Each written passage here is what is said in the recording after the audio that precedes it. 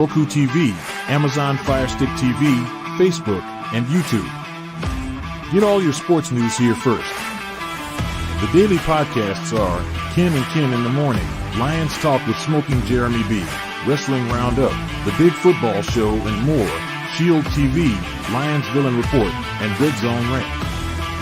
The afternoon podcasts are Valhalla, Grosef Sports, WCFL Dolphins Talk, The Cheap Seats, The Bodkin Show, Spirit of Detroit Podcast, and MM-Aniacs. The nightly podcasts are Palace Hall Report, Frozen Tundra Network, Skull Gang 365, The Huddle Sports Network Open Mic, First and 10 with Foz, Main Event Football Show, Prime Sports World, The Man Cave, Prim and Proper Sports. Spitballing Podcast, Lions Fan Cave Chat, Puckett, 313 Den Podcast, The Guys Huddle, Shots from the Sideline, Let's Talk Sports, The Michigan Truth Sports Podcast, Off the Rails, NFC Northeast, Power Hours, and Detroit Lions News. Make sure you follow, like, share, subscribe, and comment. Hope you like all the shows. All right, good morning and welcome to another edition of the External Bum Show. We're here live on YouTube, Facebook, Twitch, Twitter, X platform, and also we are on the Detroit Lions podcast network as well, the Kneecap Biting with Smoke and Jeremy B, and we're also on the South Florida Tribune network as well, and the Huddle Sports Network on Roku. I want to thank all of those folks for letting us simulcast on there today as well. And it is the last show of 2024 for the External Bum Show, and it's great to be here today.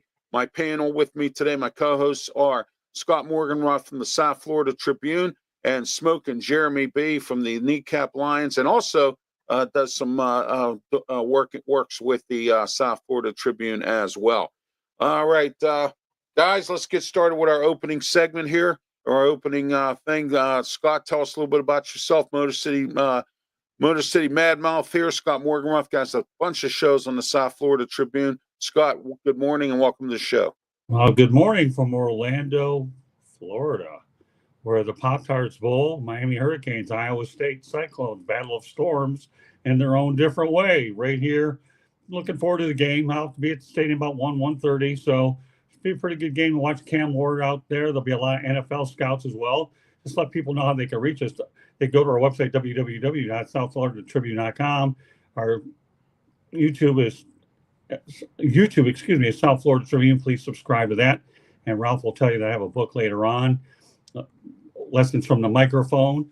And more importantly, are on Twitter /X at Tribune South. So looking forward to covering a good game today, and had a chance to sit in with the coaches' press conference, and it was pretty enlightening, to say the least. Hopefully we'll see these two teams play more often, as they should. They're two good quality programs for sure. So it'll be a pretty interesting game here over at Camping World Stadium. You know, they have another stadium over University of Central Florida, but this stadium has housed a lot of bowl games, and the Florida Citrus Bowl Association is really doing a good job with their hospitality to try to take care of us this week. All right, good. It says here, Blaws22 says, good morning, everybody. Josh says, welcome, Bill, to the chat. And welcome, Josh and Blaws22 to the chat as well. South Florida Tribune also says, good morning. And thank you very much, South Florida Tribune Network.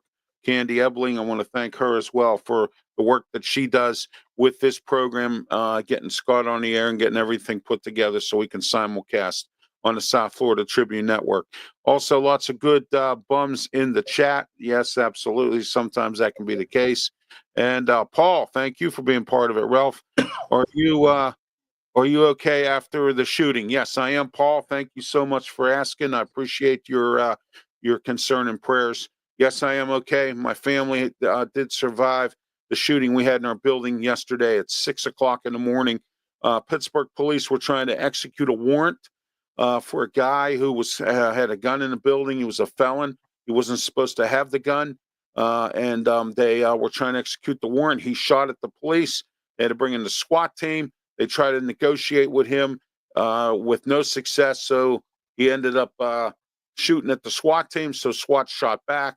And unfortunately for the family, he ended up, wherever he's going. But he's at the morgue right now. And, sorry to hear about that. I want to say prayers to the family of that person as well. But anyway, let's move on here today. We're for the External Bum Show. It's always great to be here. Jeremy Balrick, thank you for being part of the show this morning. Tell us a little bit about yourself and how's everything with you? Well, the holidays are rough. I'm here. I write for the South Florida Tribune. I also do my own podcast on the Kneecap Fighting Network. And that goes live into the same Roku network that you go live into. I also do shows for the South Florida Tribune as well. All right. Thank you, Jeremy. And Leo Haggerty from Amped Up Sports. Welcome, Leo. How are you? It's great to have you on the show as always. How's everything with Amped Up Sports and Tampa and all that stuff down there? Peter Blake and the gang. How's everything going? You're muted. You're muted, Leo. Can't hear you. Turn up your volume. Say what, Ralph? Say what? There you go. There you go. How's everything with you down there with Amped Up Sports and everything? A little bit belated Christmas, but everything's going fine down here with the Conquest Bowl. Michigan and Alabama both arrived on the 26th. They got practice today. Tomorrow's the Beach Bash with the Battle of the Bands, as well as the Gridiron Gala. And the coaches' conference will be Monday, and then noon on Tuesday, we'll kick it off between the Wolverines and the Crimson Tide. Very excited about that. South Florida plays this afternoon against Weber International, the men. The women will come back in New Year's Day. They'll open conference play. Well, it'll be their second game in conference. It's the first home game. And the Lightning have the Rangers tonight and the Canadians tomorrow, back-to-back here in Amalie Arena. That's what's going on in Tampa, brothers. All right, Leo. Thank you. Now we're going to get started with our opening segment, which is brought to you in part by Scott Morganroth's book, The Lessons from the Microphone. It says, tuning into the enduring wisdom of visionary leaders. Go get it at Barnes & Noble or on Amazon and through his publisher as well. Thank you, Scott, for the great book. It is a great book to read. Please go out and get it. Help Scott Morganroth. He's also getting ready at the beginning of the year to get started on his second book. So it's going to be great to see Scott's second book coming out. All right, we're going to get started with our bum segment today. And let's start with you, Leo. First, your bum for today. Dear God, I could pick a plethora of bums. The SEC for thinking they were going to get 5 or 6 teams in the playoffs and didn't deserve it. The Chicago Bears for actually thinking they could draft a quarterback, and they've been wrong 3 times now. Hey, don't go through them all. Otherwise, you're going to probably hit the one I'm going to hit. Just pick one. Well, I wanted to do that because, Scott, I wanted to ask you. My bum is the NCAA after what Jimmy Larinaga said. Was Jimmy Larinaga going to be part of your bum, by the way? No. Okay, good. The NCAA, Jimmy Larinaga, a good friend of mine who I've known for the past 45 years, decided it was time to hang it up down at Miami. And he made a comment that the NCAA really needs to start looking at. They go to the Final Four in 2023. Right. The week later, 8 of his guys are in the portal. They're the Final Four. And he brought all of them in and said, guys, are you unhappy here? He said, no, coach, we're just going to the portal to see how much money we can make. Yeah, I heard about that. And that's terrible. The NCAA, let's start to, and everybody says, well, they don't want to make any rules because they don't want to end up in court. You're going to make $2 billion on this tournament. How about showing a pair and just saying, you want to sue me? Let's go to court. Because they've got to do 2 things. They got to back up the national signing date for football back to February. They also got to shut the portal down until the last football game. They don't allow coaching movement till then. Same thing with the players. Just say, hey, January 21st, you get in the portal. No earlier. That's simple. NCAA, you're my bum, but problem is you may be my perpetual bum. Well, for that matter, I'm going to just tell you right now that you're right, because what happened to Marshall? They're ready to go to a bowl game, and all of a sudden they have enough players. Seriously, really? And you know what, guys? Real quick, Remember I talked about months ago how the NCAA should insure these players to make sure they play? Did you see what Colorado did? They insured Sador and Hunter for insurance so they could play. NCAA, wake up, smell the coffee, spend a little money so these games are not just competitive, but so everybody can play. All right. We have some comments here in the comment section real quick. Let's get to Vox 18. Good morning, gentlemen. Thank you. Appreciate your comments as well. I want to thank everybody for the kind words. I am okay. I did not get shot. So, involving my apartment building. So, okay, there we are there. And then good to see you all. Same with you, Vlogs 18. Thank you. And I disagree with you. The NCAA is a business and players and these to make money. And let's see here. I'm having issues with my eyes this morning. Sorry. Better their future. They can turn to, or they can do what they want. This is America. All right. Well, guess what? You got to play by the rules. And Jimmy Larinaga put it out there. Let's stop calling this amateurism. It's professionalism. We need to pay these guys. You're making off of this. It's time to pay the players. It's time to pay every athlete. You've got the money, NCAA. Stop hoarding it. Because I don't mind paying them. I don't mind anything, but there needs to be some structure. I said that last week. There needs to be a lot of structure. You're right. You have to have regulation about when you do certain things. This is what you have to do. Right now, this is a train wreck that's going 9 million directions. Why do you think I don't take a train anywhere? I don't think things in a derail. The NCAA is a big first-class derailing situation, and it has been for a while. It's just the problem that you have is now it's starting to come to a head here is what it's really come down to, where you have so many players that aren't playing in the bowl games for all the wrong reasons. I get it if you're trying to avoid an injury like you have many years ago where guys saw their career. That's different. But now you got guys moving to schools before their commitment is up for the year. And that's where it's spiraled out of control. Poor Jeremy is so patient right now, probably waiting to get some of this stuff that we're blowing out of here. But he's smart enough. He can think on his feet. He's learned from the best. All right. Thank you for letting me know that, Will Vogel, that you're part of the program. I was not aware that that was your handle, but thank you. All right. And then also we have Josh with his comments. Let me backtrack off of Joshua Tor here a little bit. Okay. My second bum is Eric Beneshow. Well, I've been given time off to relax. So get a life, Joshua Tor. He hasn't been on a show for a while. We haven't had any baseball for a while, but we will. So if you're going to give him, you're going to call Eric Katz a bum, Josh. I'm going to say you're a bum too, and I haven't even got to mine yet. All right, Jeremy, go ahead with your bum for this morning. Well, Leo almost took it. My bum is actually Roger Goodell for putting the schedule that goes on Thursday night football. Because outside of 2 games all season, it's been an absolute shit show. This is ridiculous. 9 total points Thursday night. Al Michael was ready to pull out his hair and retire again. That's how bad the scoring was. 13 punts, 6 by the Seahawks and 7 by the Chicago Bears. But it's not all Caleb Williams' fault. He does have a 64% completion percentage.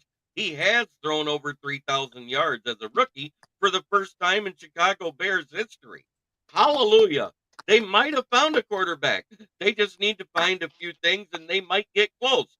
A new owner, a new president, a new GM, a new coach, new coordinators, new O-line, a new stadium, some new uniforms. The Lions fall off, the Vikings fall off, and the Packers leave the division, and the Bears might actually win one again. Good comeback, Joshua Dorr. You haven't seen him in a little while, then say you haven't seen him in a little while. You don't go out there and say he's a bum. If you miss the guy, you miss the guy. That's a different conversation. But, Joshua, sometimes your words to me remind me of cats. Sometimes the few words you say just don't make a lot of sense. I like Bucky and Boots' vocabulary than I like yours some of the time. All right. I want to thank Joe also for being part of the program as well. Thank you, Joe. And there we are. Chime in on this one guy who just talked about what's to keep a Division III team from loading up and beating everybody. Obviously, you have no idea about football. Division III, they don't have money, so they're not going to pay anybody. Plus, That's not their major concern. That's an academic institution that plays football. Division I, it's a football institution that has classes. Let's be real. Okay. All right, Scott Morganroth, you're bum for today. Oh, I've been really chomping at the bit for this one. How about the Sacramento Queens? And I said the Sacramento Queens, or AKA the Sacramento Kings, but the Sacramento Kings or Queens via Shaquille O'Neal. How do you fire Mike Brown the way you did? Really? I cannot believe it. Okay, albeit the team has lost 5 in a row. I get that. All he did was snap a 16-year playoff drought, leaves her with a winning record, but yet you let him run a full practice. You let him talk to us guys in the media, although I wasn't there. I'm here in Orlando. Okay. And then 15 minutes before he's supposed to play the Lakers, you're fired. Seriously? Oh, my God. I can't believe that. I mean, there's ways to get fired, but the Sacramento Kings have made they're one of the worst franchises in pro sports history. They really are. There's ways of doing things, but they've mastered the art of not doing things the right way.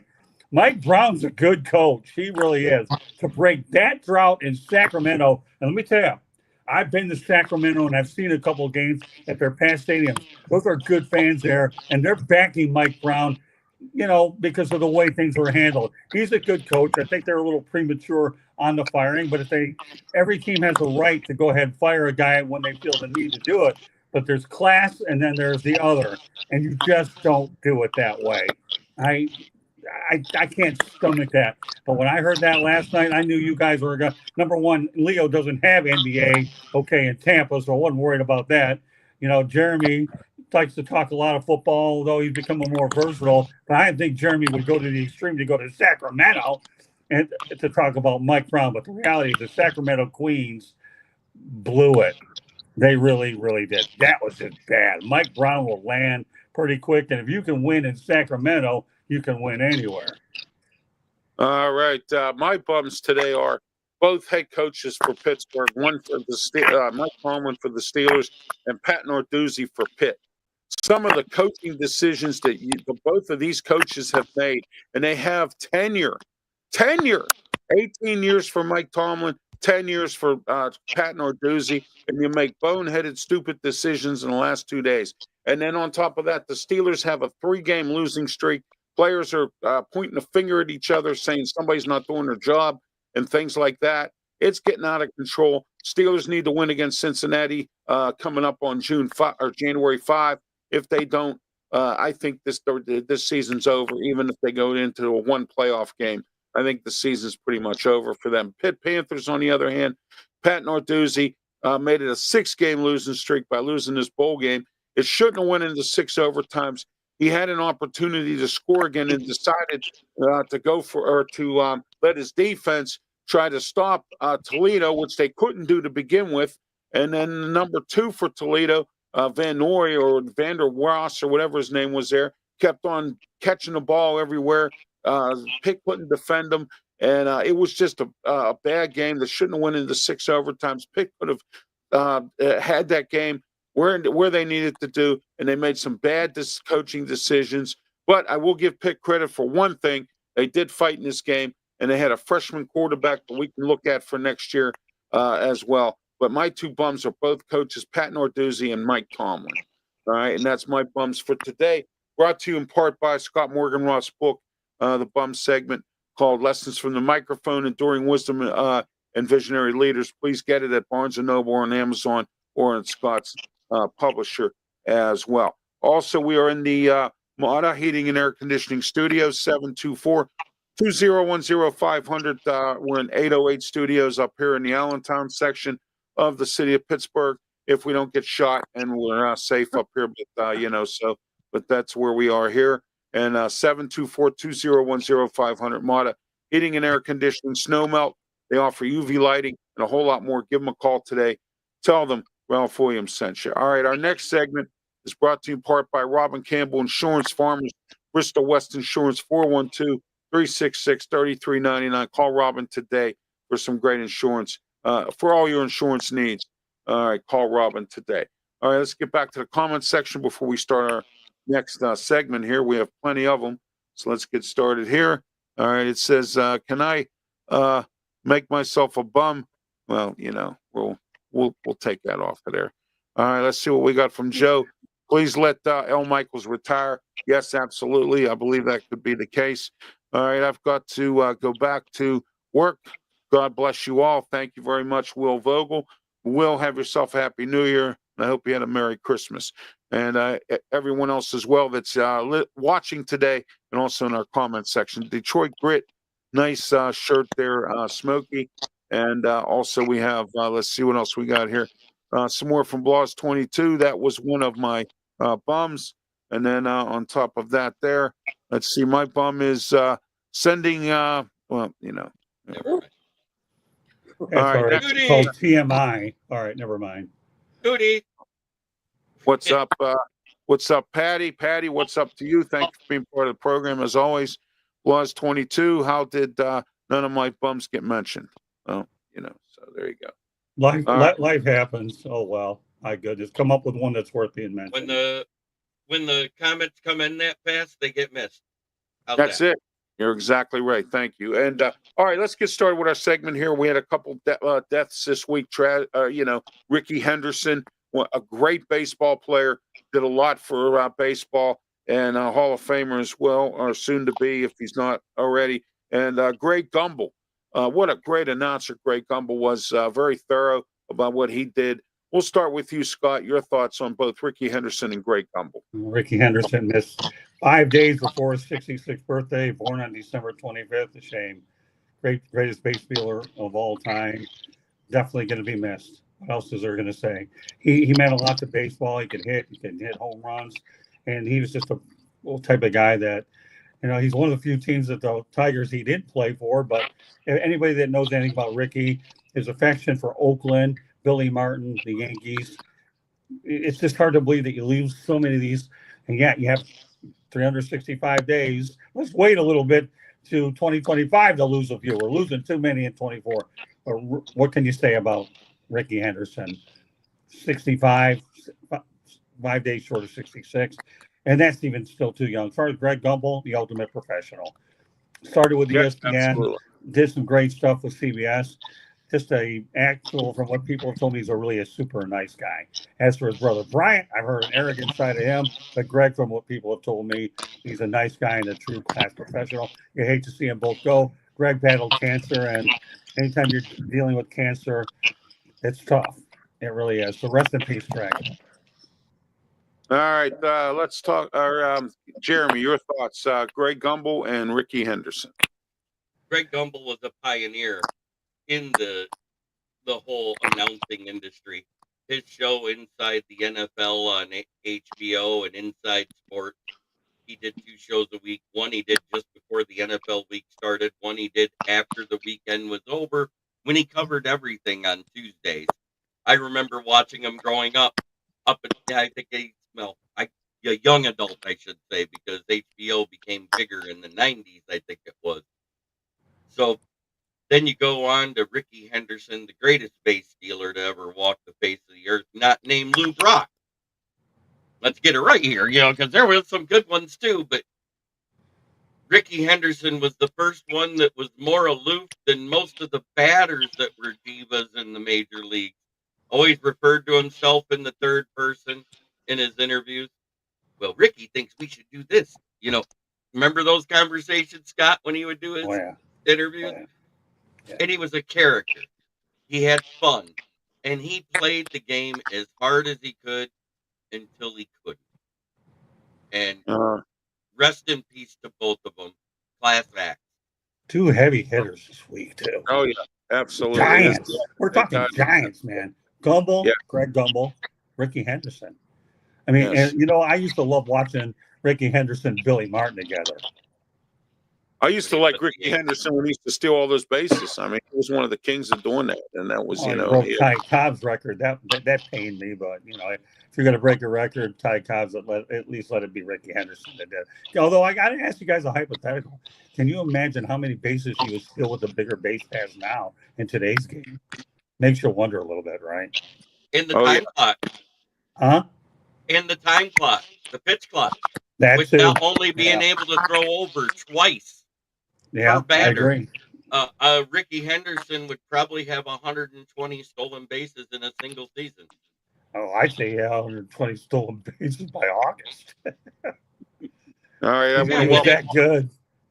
I want to welcome Ark Shea to the program here with his chat. Thank you, Ark Shea. Good morning to you. I hope you had a Merry Christmas and Happy New Year to you as well. As always, welcome to the program. Josh, let's see what he has going on here. It says, I'm covering the Panthers versus the Canadians today. All right, we'll see how that game goes. And then we got, let's see what we have here. It says, Henderson was a running back legend in high school. Okay, great. That's good to know. For some reason, I believe that too. I don't know why I would believe that. All right. And then let's see what we got here. Bloss 22 high bum. It's a plump. All right. All right. Then we got Josh says my bum just well, that's fine. Well, you just have to learn to leave some comments off, Ralph. That's all. Yeah. And that one I'm doesn't trying, qualify Scott. for Well, I got national this- exposure. I got this dry eye problem today, and I'm having some issues. Well, dry, wet eye, no eye. There's some things that just don't deserve to make it on a national network. Comments about the old brown eye don't belong on TV. Exactly. Yeah, I got you. Okay, Leo, your thoughts on Ricky Henderson and Greg Gumbel? Well, Greg Gumbel was a rock when it comes to an interview. You could always count on him being the voice of reason in any type of interview. He was completely stoic. He was the same all over. What people need to look at with Ricky Henderson is not how many bases he stole, but how many times they caught him stealing. That was a rarity. I mean, he was like 90% or higher with stolen bases. Just didn't throw him out. And guys, I got to throw one more person out there who just passed away a couple days ago. Bill Bergey, linebacker for the Cincinnati Bengals and the Philadelphia Eagles. Rest in peace, all three. There you go. As well, timing. All right. Thank you for that, Leo. All right. Let's see. What do we got here from Josh? It says Darryl Strawberry still alive. I believe he is. Yes, he is. I believe he is. You're right. All right, Josh. Some comments stink. Yeah, you're right. You're exactly correct, Josh.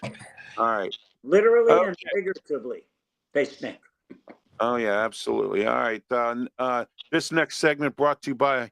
Oh no, I don't want to put that one up there. Hang on a minute. Let me get it. Okay, DraftNation.com. Get on DraftNation.com. Draft coverage for every draft. Also, they have podcasts and a whole bunch of information. If you're interested in their e-magazine, they'll put it in your inbox. $9.99 a month. Get on DraftNation.com. Check it out.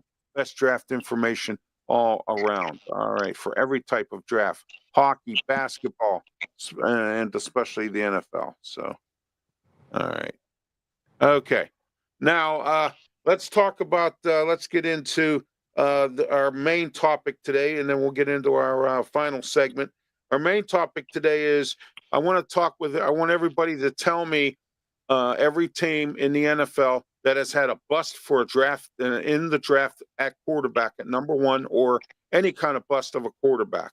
Let's start with you, Leo.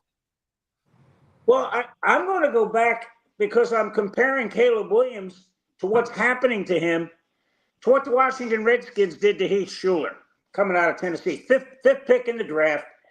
And all he did was go into a Steve Spurrier offense that wanted to throw 5 receivers out in a pattern. Well, guess what? It didn't take long for the NFL to figure we're going to rush 6 because you can't block them. So this poor kid was literally ruined by getting hit time after time after time. Not just getting sacked, but he's getting hit every play. And I think that's what's going to happen to Caleb Williams. He's developing so many bad habits because they can't protect him that he may be another one that's a bust. But Heath Schuler, that's the biggest bust I can remember. Ryan Leaf, yeah, that's another one. But Heath Schuler was basically a bust because Steve Spurrier's offense couldn't protect him. All right, Jeremy, you're a bust of a draft quarterback for the NFL. It was Ryan Leaf. Everybody said he was going to be better than Peyton Manning. He was going to be better than Joe Montana. We heard everybody he was going to be better than. You know who he was better than? Nobody. Nobody. Yeah, there you go. That's a good one. I like that. All right, Scott. You know what? I'm going to go to Andre Ware. How about that? I'm going to Andre Ware. We're going to go to the run and shoot. Problem was he held out, and by the time he started playing, he was 9 million years behind. And where is he? He's not even good as a broadcaster. He's awful. I met him many years ago in San Francisco. Andre Ware was supposed to be a great fit for Wayne Fonson run and shoot. Instead, he's in the broadcast booth. There's a guy back, of course, now with the rookie wage scale, quarterbacks can't hold out anymore. But here's a guy that they should have had it then. Andre Ware should have had a rookie wage scale, and he should have showed up because of all the reps that he ended up missing. So Andre Ware easily for the Detroit Lions is a guy that I would definitely go out there and tell you. And I'll tell you another thing. I'll go as far as saying I don't think Joey Harrington was a bust. And I'll tell you why I don't think he was. Because he had poor coaching and instability there. I think Joey Harrington with the right situation would have panned out. Andre Ware, if you want a quarterback bust, he's the guy I'm going to give it to. All right, Patty says Jamarcus Russell, absolutely. Yeah, there's a bullseye. Oh, big time. And then Chuck Long was a bust. So, there we are with that. You know what, though? I'm not sure about that one yet either. Well, hold on, Jeremy. I would lean more that he might be sort of a bust. But again, the Lions coaches for a period of time were awful. They were. So I don't want to go all the way on Chuck Long. I may go part of the way, but not all the way. Andre Ware more so. Again, you're talking about the Lions for many years had indigent coaches is what you have. When you have an indigent coach as an offensive coordinator as well as a head coach, that's a recipe for disaster. All right, James says here RG3. Yeah, RG3 was no doubt about that. Due to injury, yes. Due to his play, no. But once that major injury happened, he was never the same. Johnny Manziel, we all knew he'd be a bust. Right. Here's a blast from the past. A guy that was old and drafted in the first round, Brandon Weeden. Oh wow. There's some research there. I agree. That's research. All right, guys. All right, my quarterbacks are, and they both played for the Steelers as backups and started a little bit here and there. Tommy Maddox, he was kind of a bust. He was a first-round pick, didn't do well in Denver, and then he ended up with a couple different teams. Played for the Steelers as a starter a little bit, and then became a backup. Charlie Batch is another one who was a bust for Detroit. Detroit's had a lot of busts there, Jeremy. It seems like. But Charlie Batch was picked in like the third or fourth round. Yeah, but by Bobby Ross, by the way, who actually believed in him.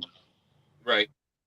Right. Well, yeah, and then Charlie Batch, and then also your busts are your first round pick.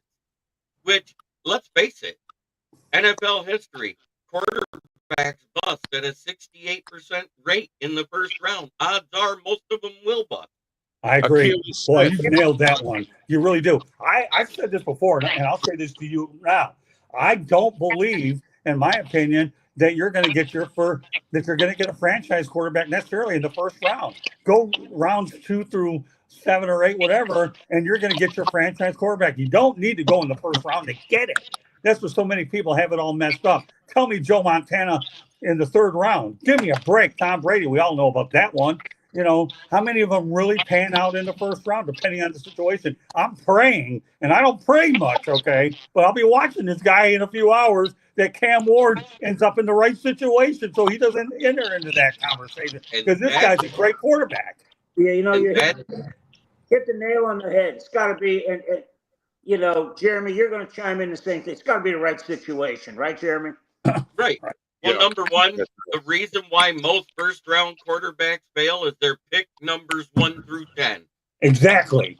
Yeah. How do you expect to succeed with a bad team that doesn't know where the hell they're going anyway? Get real. How can the New York Jets, year in and year out, screw it up? Don't tell me Sam Darnold was bad. Now you're saying they have a coach that believes in the guy, right? Hold on, Ralph. Let me finish. Ralph, let me finish, okay? Go out there with your red eye or whatever. Let me finish, okay? And I'm the boss in this segment, okay? How the hell did Sam Darnold turn bad overnight? Oh, my God. Give me a damn coach that'll work with him and believe in him. You know, get real. How many former Jets quarterbacks are going to do well elsewhere? And they get a quarterback every other year. They really do. But they go elsewhere and they're all right. Yeah. Give me a break. The bottom line is, guys, if you're a quarterback, two places you do not want to go is the New York Giants and the New York Jets. No doubt. You are going to get crucified by the media, no matter what. And look at Sam Darnold. He couldn't handle that. And I knew that here's a surfer boy coming out of California, and he's going there. I said, no, that's not going to work. Guy coming out of Brigham Young, Wilson, he's going to do it. No, that's not going to work. And my son Sean's hit the nail on the head. You don't draft a quarterback, you buy a quarterback. Let him prove himself, then go and just raid the other team and get somebody that'll last 5, 6, 7, 8 years with your franchise. Well, most of these quarterbacks aren't even going to see their second contract anyways, right? Yeah. I'm going to disagree. The problem isn't drafting a quarterback. The problem is starting them year one. Right. They don't develop anybody. Right. Look at the ones in the first round that's been developed. Aaron Rodgers sat for 3 years behind Brett Favre, came out, had a bad rookie year, but what did he do every year after that? Either won the division or won the MVP, right? But somebody else sits behind him for 3 years. Mahomes sat for half. I'm getting there. I was already talking the next one. 3 more years. Jordan Love takes the Packers twice 2 years in a row to the playoffs. Then you got Patrick Mahomes sits 1 year behind Alex Smith, and Andy Reid is a great guy and a great quarterbacks coach, but you have to give some credit. And I don't want to hear any more about a system quarterback, a team quarterback, a game manager quarterback. The quarterback does what he's coached to do for that team. Oh, no doubt about it. Yeah. When I hear this game manager or a system quarterback, blah, blah, blah, blah, blah, you do what you're coached to do. So a quarterback wins and loses with the team and wins and loses with how they're coached. Well, the bottom line is, to me, system quarterback, okay, is the football version of an expletive. It's game manager. So what? Object of the game is throw the ball so somebody else can catch it. Period. Okay, that's what you're supposed to do. Play pitch and catch. That's what you have to do. Okay, and a lot of them do what they have to do. I mean, Rex Ryan, okay, trying to make a lot out of Mark Sanchez. Well, at least he got him to an AFC championship game. And I won't say Mark Sanchez is one of the most talented guys, but you're able to get the best out of players. Don't tell me that Trent Dilfer's a Hall of Famer, but you know what?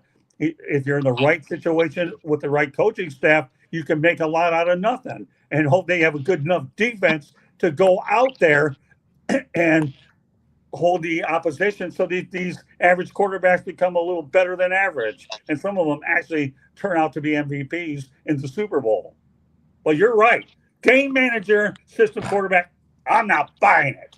And please don't ruin Cam Ward. Keep him out of New York. Keep him out of Vegas unless you have a decent coach there. Antonio Pierce didn't coach this guy. Although maybe if we're lucky, one of the Sanders guys will get drafted over there so they can wreck him that way.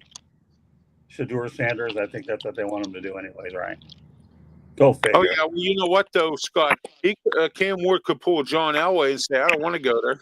No, you really can't in this day and age because where are you going to go? The Canadian League where they pay pennies on the dollar? No, you really can't. You don't have Ralph, you don't listen, man. You don't have that much leverage like you have with John Elway in this day and age. You just simply don't do it. But I have a feeling that Cam Ward will be fine. I really do. I just hope he doesn't end up like Leo says in either of the New York places. And if you do end up in New York, you better hope and pray you got a coach that's worth anything. You know what, Scott, though? They have a little bit of leverage now because they can go back to college and make millions. So that's a little bit of leverage. Again, if you've run out eligibility, you have none. But these Why, guys, can you see Cam Ward back in Miami another year? Really? They'd salivate if it happened. I don't think he can. I think he's Right. got eligibility. But that is a little bit of leverage. I mean, look at Caitlin Clark. Caitlin Clark said she took a hell of a salary hit coming to the WNBA. She could have made millions going back to Iowa. Yeah, but Cam Ward doesn't have that luck here. You know, wherever he goes, he ends up. They're not going to pay him pennies on the dollar in Canada to go there. You only have 9 places you're going to go, and you're going to freeze your tickets off when you go up there anyways. I'll tell you, it says Jared Goff C2. There you go. Yeah, he sat for half a year. Yeah, he did. Absolutely. How about Mitch Trubisky? There was a guy who, he was the number 1 pick for the Bears. Yeah, but do you really let me ask you a question, Jeremy. And I want this right with you, Jeremy. Do you consider Mitch Trubisky a bust? No, because his first 3 seasons, he had 2 years. He took Chicago to the playoffs. Exactly. That's my point. So then my follow-up question is, why wasn't he a bust? Because he had decent coaching? No, because he had natural talent despite his coaching. Well, there you go. I set you up for that. You know that, right? I knew exactly where you're going. Because the Chicago Bears haven't had QB coaching since they were created. Right, but the bottom line is Caleb Williams putting up pretty good numbers for the Bears, despite the fact he's putting up record numbers for this franchise anyway, despite what he doesn't have. But yet, at the same time, they punted so many times he now can't catch the punter in passing yards. The punter will have surpassed him, which makes that text he sent on draft day to the punter they drafted even more hilarious. Yeah. Remember, he says, yeah, congratulations on being drafted to the team, but we're not going to need you much. Yeah, the bottom line is what Caleb Williams is going to want, what he's going to need for Christmas or New Year's. He needs to find himself a good Oriental massage parlor that's going to be able to get his body up and running again. If you know anything about Oriental women and massages, I go back to my college days at USF. I dated a girl from Japan, and boy, she had some good back rub. My wife does a good job these days, too. That might be TMI. But the reality of the situation is Caleb Williams going to need an awful lot of massages to get to massage what the heck he had to deal with in the Windy City this year. All right. Later on this afternoon, don't forget to tune into the Sports Corner radio show, 1250 AM, 92.5 The Answer, with me, Ralph Williams. Claudia Rosano, Luther Dupree. Smoking Jim is under the weather and will not be part of the show this afternoon. So I want to send my prayers out to Smoking Jim Frazier as well. It was nice because a few weeks back, it was nice to have both Smoking Jeremy and Smoking Jim on the same show. So it was a really good show we had on the Sports Corner show on Tuesdays. And RW Media Productions, other than the external bum here and the radio shows, return on January 5 for the post-game show after the Steelers-Cincinnati game. And that week coming up at the beginning of the year. And also January 4, I have on the Ralph Williams show, Pittsburgh City Councilman Anthony Coghill, and we're going to talk about public safety, the police chief, and a whole bunch of city budgeting issues. We have a lot to talk about. The Ralph Williams show is part of the triple header of Ralph every Saturday morning, starting at 8 a.m. with the Ralph Williams show, and then later on here with the External Bum show at 9 o'clock, and then at 2 o'clock, don't forget about the Sports Corner radio show as well. Also, yeah, Leo can only imagine what it would have been like when I was at USF back in the 80s, right, my brother? Oh, God. I tell you what, we came down here when I was coaching at Newberry. We came down, and Chip Connor was the coach at USF at the time, who we had met up at Notre Dame's basketball camp. And the week we came down was the week he got fired. It was crazy. But yeah. I had a lot of interesting times when I was working at the Tampa Tribune, all the coaches I met back in the 80s. It was an unbelievable time being a student at USF. All right, guys. This next segment brought to you by DJ Fun as part of the RW Media Production umbrella. DJ Fun, 15 years of experience in DJ work. Call 412-545-4317 or Ralph Williams 737@gmail.com. You need a great DJ for a party or special event. Give them a call today. That number, 412-545-4317 or Ralph Williams 737@gmail.com for all your comments. If you don't choose to come on the comment section here, you can also do that as well. And we have a bunch of comments here. Let me get those out here going.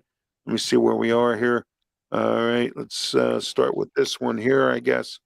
Let's see what we got. It says Zamboni is in the rain, and they're not in the rain. They're in the Panthers game. All right. Let's see what we got here. Let's see here. They play hockey. They don't play blank. All right. There we go. And then we got this one from Josh. Well, all right. We'll cancel blanks out there. All right. RxJ said we will see if the Bears, and here we are there. Jeremy, you can read that. Can you read that for me, please? Because I'm having. We will see if the Bears end up trading for Kyle Shanahan in the offseason. I don't think they're going to make that trade. It doesn't make any sense for them.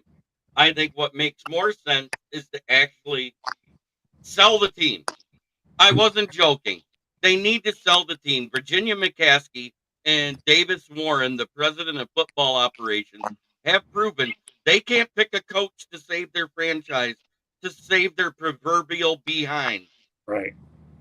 Hey, I tell you what, I got a coach for you, but he just got a job as an offensive analyst and chief janitor in Washington Huskies. Eric Bieniemy. There you go. You know what, Jim? You know what? I wouldn't be laughing at that. I think Eric Bieniemy is a pretty good coach and deserves another head job somewhere. I really do. Deserves a head job somewhere. I wouldn't be laughing at that. So my brother said the same thing as Leo. Jeremy, that the only thing that's going to save the Bears is for the McCaskies to either sell the franchise or for Virginia to pass away, God forbid. But he said it's beyond repair. It's literally beyond repair. They're in trouble.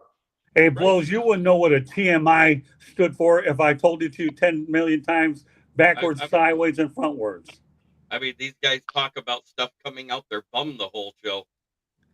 Yeah, right. Yeah, I know. That's Speaking that's of not coaches the that I've met that I like, and he was one of the main reasons why I got to tour Schembechler Hall when he was an offensive analyst and wide receivers coach. It was TJ Weiss. He was an offensive coordinator and wide receivers coach for the University of South Florida back in 2016. When he came to Michigan, I was actually good friends and shot pool on the same billiards team in league as his brother. So he said, hey, I got a big Michigan fan that's a friend of mine. He goes, oh, well, why don't I just give you all tickets and then you guys get to come down in the tunnel after the game and go to Schembechler Hall on a tour. So I've got pictures all through it. I got to meet him. I got to go into Jim Harbaugh's office and meet Jim at the end of the whole thing. I got to see both of the indoor practice fields that they have. And yes, they are complete football fields in that facility. I got to go to the cafeteria. We had dinner. We got to see the state-of-the-art weight building room that Jim Harbaugh had put in for the players. They have a better gym than some of the top-of-the-line ones that you pay to get memberships to. So when I hear about people saying all the players should get paid, if you look at all the amenities that those players get in those halls for these athletic programs, and I'm not talking about your mid-level schools, I'm talking about your Power 5 schools. Those facilities and the places they stay while they're attending school, if you had to pay for all that, do you realize how much they'd be spending per month alone just for the amenities and the food they're getting? Well, let me tell you this, though, Jeremy. For many years, the Miami Hurricanes didn't even have an indoor facility until Mark Richt went out there and started to talk about it and started raising money for it. The Canes had to play outdoors in that humidity for many years until they finally got an indoor facility. And I work in that indoor facility now for pro days as well as, spring games and whatnot, interview things. So the Canes have done a pretty good job down in Coral Gables to at least have a respectable facility. But how would you like to train in these tropical temperatures during the summertime? I'm talking about the ones that have had facilities for years. I know, but that had them for decades. Yeah, but you're missing my point. I'm not. You're missing mine. I said these players that have those facilities and the amount of money they would have to pay to stay at them. If you think about it, they would be paying so much more than just their scholarship. The scholarship alone, if you are an out-of-state student and you get a full ride scholarship to a school, which is 3 times as expensive if you're an in-state student at any state. So if it's 30 to 50,000 and you live in state, then when you come from out of state, you're paying 100 to 150,000 per year. So there's 600,000 right there, not including the dorm they're given for free, the food they're given for free, the tutoring they're given for free, the workout facility they're given for free. I'm talking about all the amenities they get. They are still getting like a $200,000 per year, each one. Yeah, players don't see it that way. Hold it. I know players don't see that way, but that's an expense they'd have to pay if they're getting paid, because that's where it changes. Well, I don't know, really. Well, wait, is it? Yes.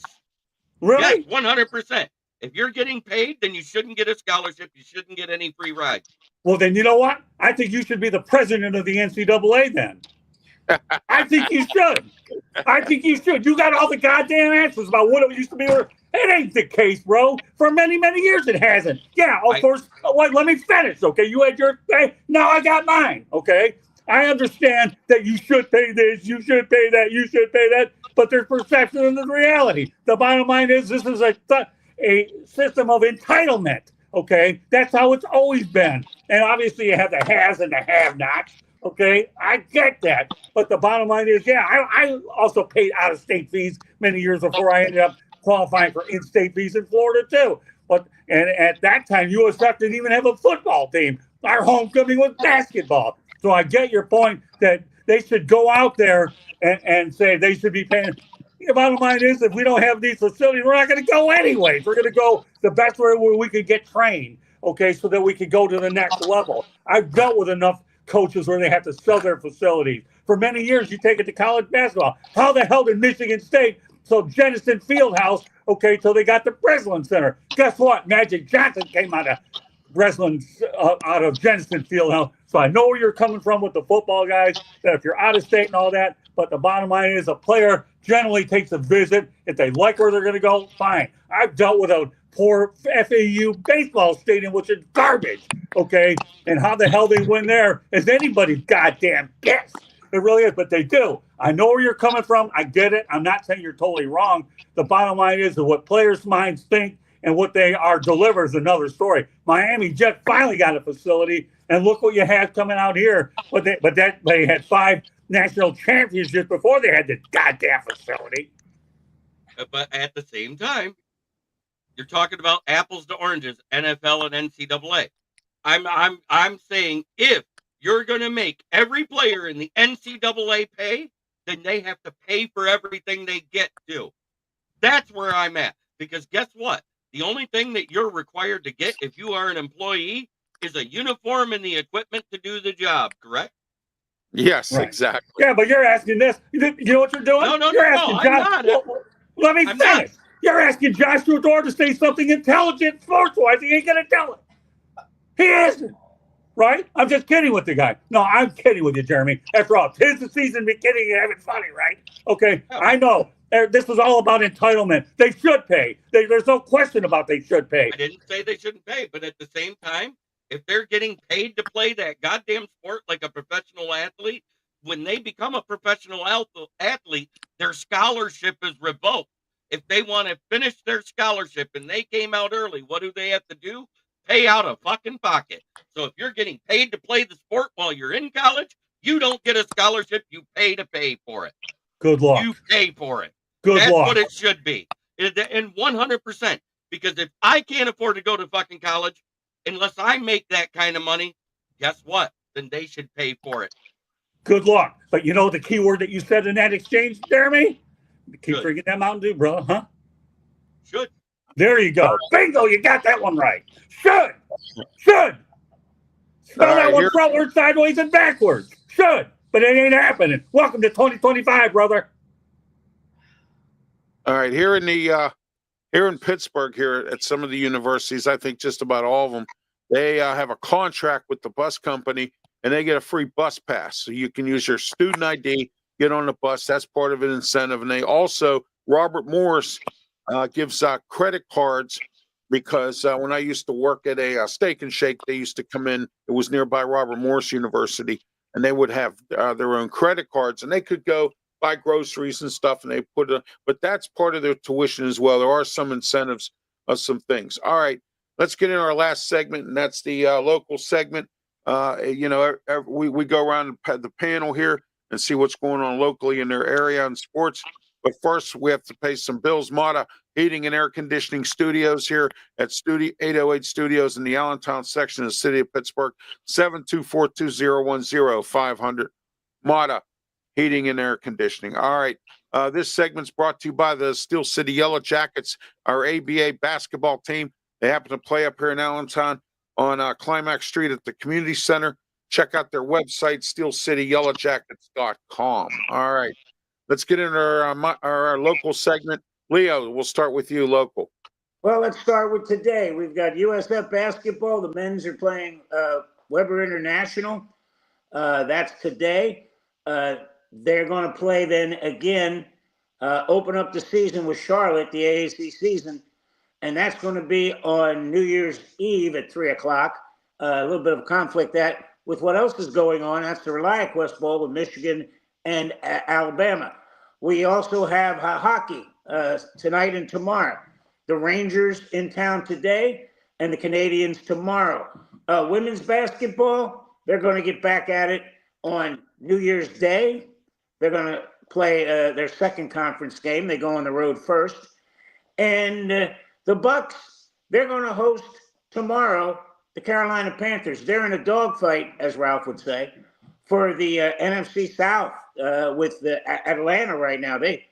If Atlanta wins out and the Bucks wins out, Atlanta wins because they hold the hammer, winning 2 in a row. So, but that's what's going on here in the Bay Area, guys. All right, Scott Morganroth, you want to talk about the Red Wings? Go ahead. All right. Well, first of all, I want to congratulate USF Bulls for going to Hawaii and winning their bowl game out there, 4,600 miles to win, thanks to Craig Angelos out there. Was it 5 overtimes to come away with the win? And now they're 7-6? I don't know. Of course, they had 6 overtimes in Detroit.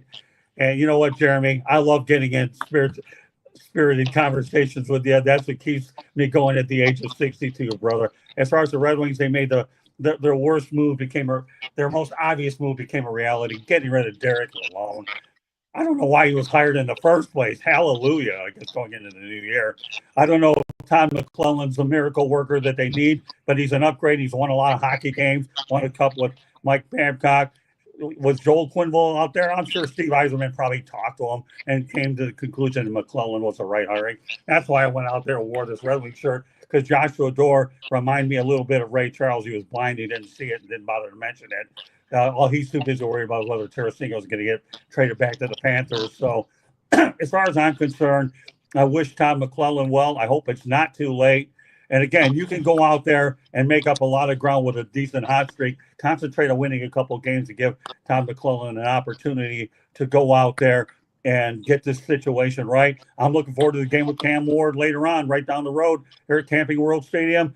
Iowa State against Miami. It should be a really, really good game against two teams that probably could have made a case for getting in the college football playoff. I'm looking forward to seeing Cam Ward. And again, congratulations to the USF Bulls. And Jeremy, like I said, nothing makes my day the day before my 62nd birthday than to have a very spirited conversation that makes me feel really young going against my pupil.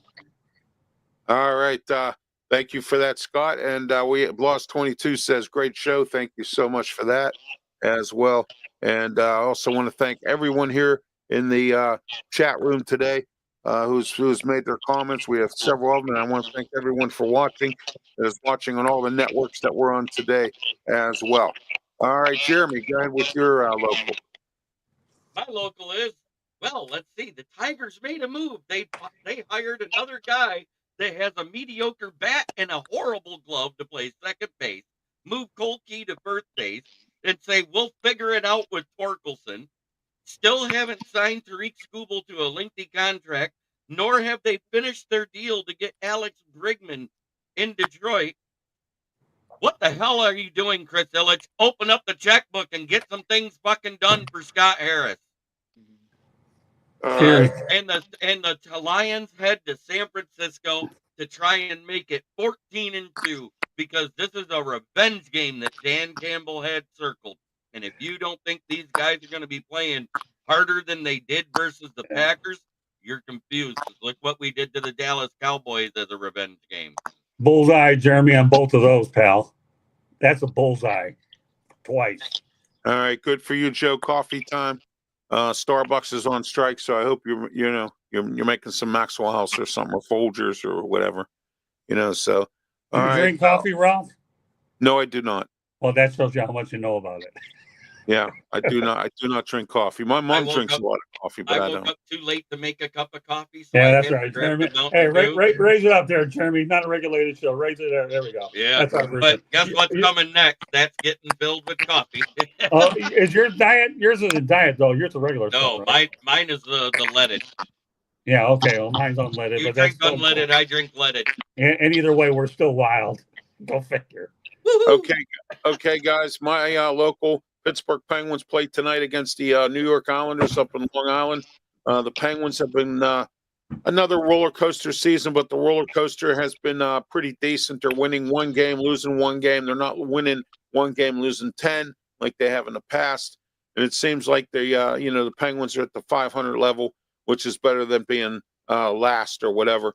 Pitt basketball, they play California at the Pete on Wednesday, January 1st, New Year's Day, a very special New Year's Day game as well.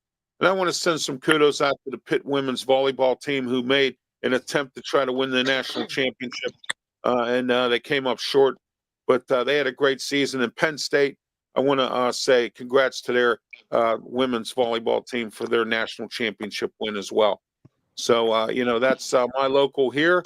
And the Steelers on January 5 will be playing the Cincinnati Bengals at Acrisure Stadium. Steelers need to win this game because if they don't, they're going to be in big, deep trouble in the playoffs. If they win this game, they play Houston in the playoffs to start off with. I'd rather them play in Houston than play Buffalo or somebody else. That's a little, or the Ravens again. So, I would rather them play Houston. Houston's not looking too good right now. They got blown up by the Ravens last week. So, all right, guys, let's go with our final segment here, our closing segment. Tell everybody how they can get a hold of you. We'll start with you, Scott. All right. Well, obviously, YouTube channel, South Florida Tribune. YouTube, you haven't subscribed, please do so. We have a lot of great shows. We'll be back on the air, not next week, but the week after. But I've been putting up a lot of archives on my social media, so you can see them out there. Obviously, Ralph talked about the book, Lessons from the Microphone. They're putting a lot of archives, a lot of good shows I'd like to get out there again during the downtime, because some of the topics that we talked about, obviously, are making a lot of sense. I think Jeremy leaned on one of them today, and I can tell good stuff there about the Bregman mentioned for him as well. But you can find us on Twitter/X at Tribune South. That's Candy Ebling does a good job. www.southfloridatribune.com. About the book and the YouTube channel. It's been great working with you guys all year, and looking forward to having some pretty good stuff going on in 25. All right, Jeremy. Well, as you all know, I do write for the South Florida Tribune. You can find me underneath the contributors writing under the Motor City Tribune heading, where you will see my name there. You can also find me on the South Florida Tribune YouTube channel, where I do the Fire Up Show, and occasionally on Inside the Pigskin and anywhere else Scott needs me, as well as the Motor City Mad Mouth Show, usually on Wednesdays. Then you can also find me on my channel, which is Kneecap Fighting with the Motor City Lions, where I go live daily. And when I'm a guest on someone else's show, I live stream it to my channel because it gets pretty lively. Hey, by the way, I should point out too, Ralph, Jeremy, and Leo, that on my birthday tomorrow, December 29th, we'll have marked my 45th anniversary in sports media. So my 45th anniversary in the business will be tomorrow on my birthday, 62. I began with George Eichhorn at WXYZ Radio, ABC in Detroit. All right, Leo, you're how can people get a hold of you? Yeah, just check us out on Amped Up Sports, www.ampedupsports.com. We're on YouTube, we're on Facebook, we're on Instagram, we're all over the place. And put up a daily post. Today I'm going to be with my Leo's Losers, college football. Not a lot to pick from, but I found 3 of them. All right. Also, I will be joining Amped Up Sports here. I'm still part of them. I post stuff on their Facebook page, but I'll be more involved coming the beginning of the year. So I'll be a little more involved with Amped Up Sports as well. All right. You can reach me I have my own YouTube channel, Ralph Williams, RW Media. Please subscribe. I need 8 more subscribers to make my 200. Also, please follow me on Twitter X, on my Twitter X platform. Also, I'm on Blue Sky, and I'm also on Tumblr and LinkedIn as well. So you can follow me all across the board and Facebook as usual. Oh, And also, don't forget to check out my radio shows, the Ralph Williams Show on Saturday, 8 a.m. to 9 a.m., and 2 to 3 p.m., the Sports Corner radio show. Yeah, Jeremy. Paul asked a legit sports question. What about the Pistons? No Christmas Day. The Pistons aren't entitled to Christmas Day, and once they start putting a better product on the court on a more regular basis, they will probably get the benefits of being back on Christmas Day.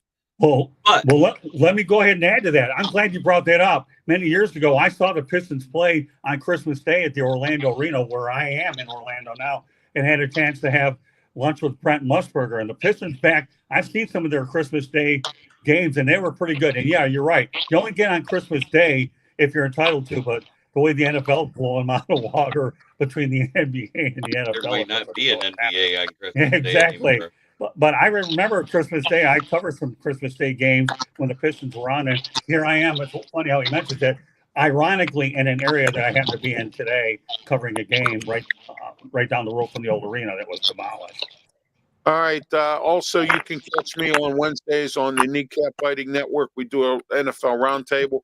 Also, I'm on with Peter Blake some Wednesdays at 10:30 down in the on the sports web, and I do Turnbuckle Talk with Peter Blake as well. You can catch me there, and sometimes I'm on Robert Butler's network, the Sports Scope. I'm invited as a guest. I also work with Keith Engel and the TGI Sports Network. So I'm all across the country. Check me out on some of the other websites and shows as well. I want to thank Scott Morganroth, Jeremy Ballwick, and Leo Haggerty. Until next week, I want to wish everybody a happy new year. And we'll see you next year right here, 9 a.m. to 10 a.m. every single Saturday, part of the triple header of Ralph. And we're here all the time. There's our banner right there. And we're also part of the Huddle Sports Network, the Kneecap Biting Network, and we're also part of the South Florida Tribune as well. Simulcasted on all those networks. Everyone have yourself a great new year, and we'll see you next year. And thank you again. Happy New Year, everybody. Happy New Year. Happy New Year.